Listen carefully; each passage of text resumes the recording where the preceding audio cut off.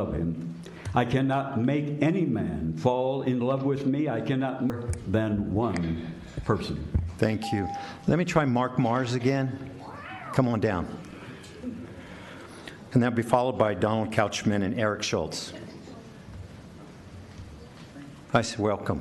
Hello. The name is Mark Sargent. That's what I got wrong. Now that's going to be a tough act to follow, but I'll do my best. Okay, I just wanted to draw, council members, thank you for listening.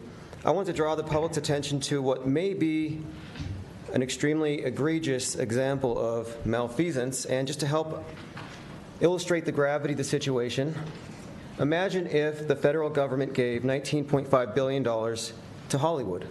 I think we'd all be pretty upset by this. Well, there is a growing body of evidence that the International Space Station is not in outer space, but it's being filmed in a desalinated pool down here on Earth, and it's being falsely misrepresented.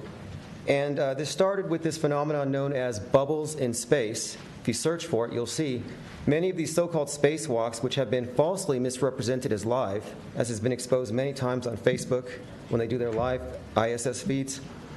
Bubbles out in space. Well, there's not supposed to be water up there. And it is known that the astronauts do train in these big underwater tanks. And so this body of evidence, and it's not just bubbles in space, there are harnesses or green screens, evidence of flights that are actually on parabolic flights, not in space. And if this is true, it's a big deal, because that's a lot of money that could be used for our own infrastructure or schools, whatever. So I'm drawing the attention to it because I think it's something that deserves to be looked at.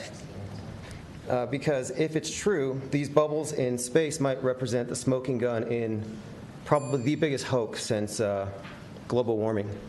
Thank you for your time. Thank you. Thanks for coming down. Mr. Couchman, followed by Eric Schultz, followed by Mike Alvarez. Welcome. Good evening, councilors. My name is Donald Couchman, and I am simultaneously the newest and oldest member of the Open Space Advisory Board. We help oversee 29,000 acres of open space land. One of our areas of responsibility is, under a joint powers agreement, the major portion of the Petroglyph National Monument.